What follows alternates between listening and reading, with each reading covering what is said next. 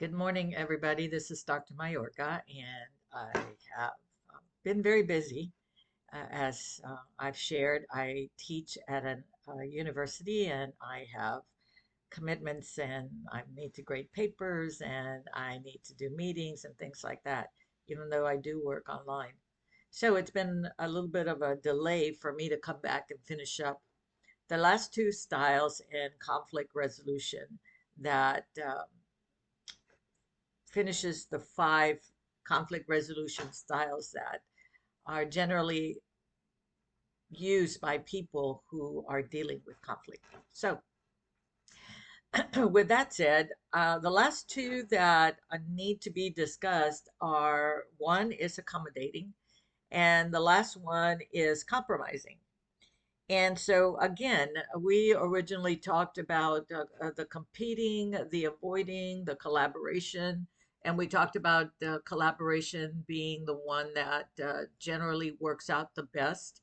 And that's something that is used by people that understand the importance of communicating, the importance of dealing with conflict, and looking at a situation, and it's not a competition. You're not, I'm going to win, you're going to lose. We're going to all put our heads together and we're going to brainstorm, we're going to collaborate, we're going to see how everybody can get what they need or want out of this whole process. And generally, you'll find this in companies or in work settings where people really understand the importance of collaboration, especially when you're doing a group project.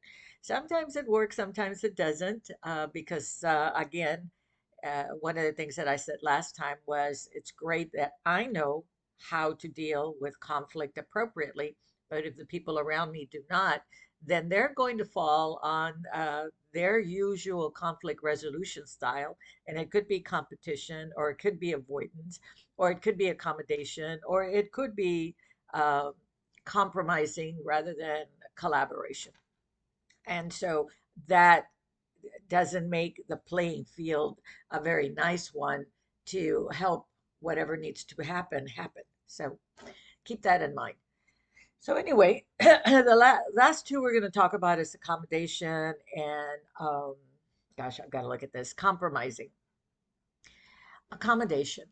Um, that is the one style that could become a major problem because let's say that this is the style that people use when in a relationship or at work or in their lives or in their social lives, social life. Hey, you got a group of friends. Everybody has decided we're going to go to the movies, and there's a movie that you really, really want to see, and everybody else wants to see something else. So you accommodate. Eh, Okay, I'll give it up this time. Let's all go. But if that was to continue all the time, that you're always accommodating other people, after a while, you're not going to be a very happy camper. You're going to begin to be resentful and maybe even angry and maybe even what we call passive aggressive, where you don't say anything, but you do things to rile the situation up. And I see this in marriages where one partner continuously accommodates the other partner, and eventually there's a big blow up. And the partner that's always being accommodated, well, they don't know what's going on or how come the partner that does accommodate is so upset because you're not doing anything other than just accommodating. And so um, accommodation is something that we do once in a while because I'm just going to give you that. I'm going to accommodate you. Oh, you want to do this? Sure, no problem. In my own personal life, I had some acquaintances that when we would get together and we would want to go out to eat dinner, there was one that generally wanted to lead the pack, and we would end up accommodating and going to that restaurant, well, because that's what that person wanted to do, wanted to eat that kind of food. But what was lacking was her ability to accommodate the rest of the group. In other words, accommodation is a flow. I'm going to accommodate you today because I can, and not a problem. I want to. And next time, you need to accommodate me. And again, because some people don't even know about accommodation, or maybe they don't even think of it from that perspective or that word, they don't know what that means to do that, or that's not in their vocabulary. Hey, how about accommodating me, and let's go in this direction. Well, what do you mean? When I'm tugging this way and you're tugging that way, somebody has to give in. An accommodation, if you want to put it that way, somebody has to give in. But you know that you're giving in. You are willing to accommodate. When we're being forced to accommodate, then that's when you're going to begin to see uh, emotions that begin to bubble up, because, well, I'm always giving in. And most people, that's what those are the words that they'll use. They'll say, I always give in. Why don't you ever give in? What do you mean? You always say yes. You always say it's okay to go do this. That's somebody that is engaging in accommodation style but not really wanting to accommodate, and they don't know how to stop it.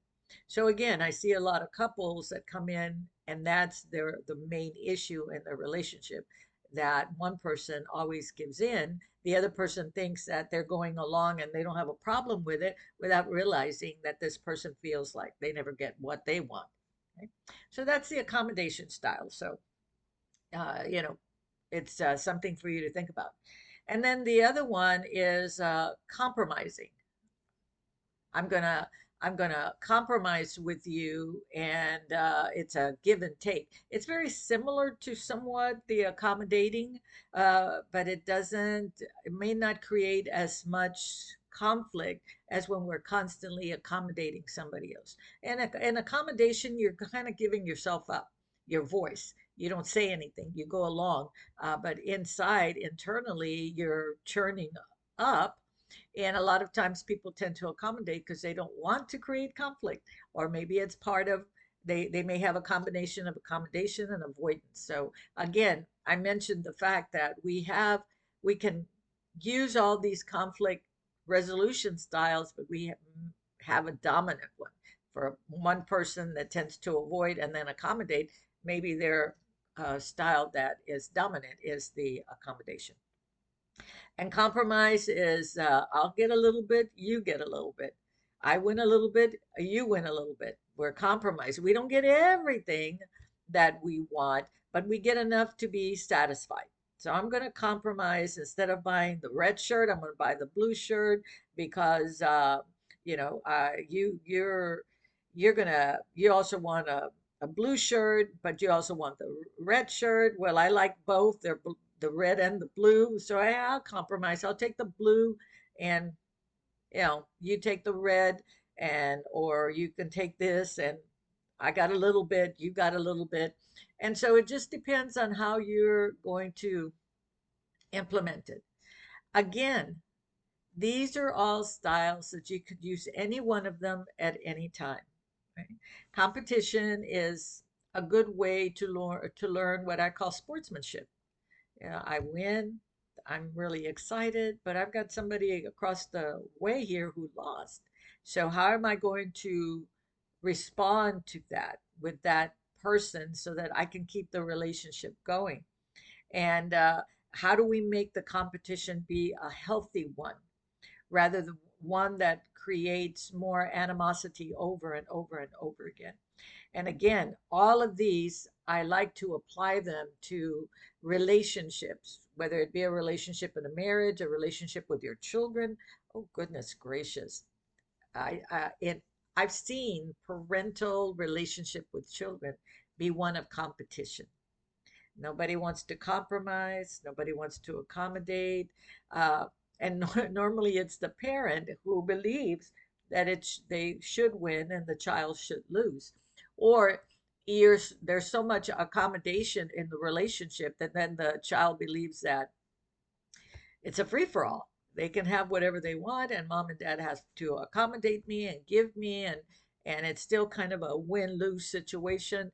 So I would encourage you to think about these styles as available for you to look at and to utilize, and determine what style is one that you lean toward more.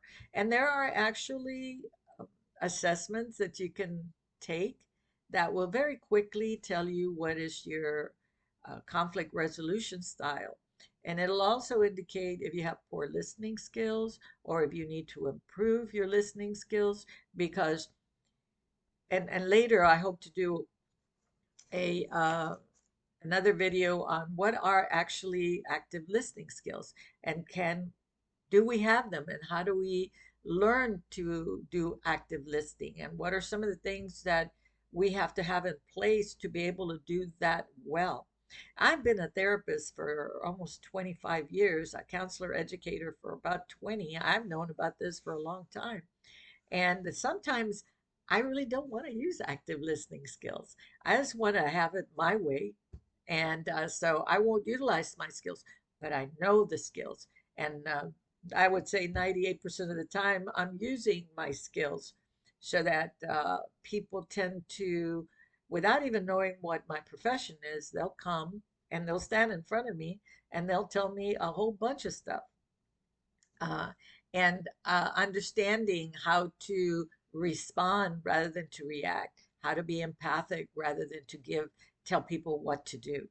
And when I work with my students, when I'm teaching them the counseling skills, I find that they tend to fall into the telling mode. I'm going to tell you what to do. This is what you need to do. You should do this, you should do that. And again, here's a little tip. If you're talking to a person and that word is in their vocabulary, you should do this. You should tell this person that. You should. They're certainly not engaging in active listening skills. And they're in the telling mode. They're going to tell you what you need to do or what you should do, rather than offering different ways of viewing a situation that could be more beneficial for you, rather than just hurry up. And I've seen people rush out and do what this person has told them to do, only to find that it has created even more strife. So that's a little combination of several things. So I hope that you have a good day. And this completes the little series of conflict resolution. And I will be back with other topics that I think you may find interesting. Thank you.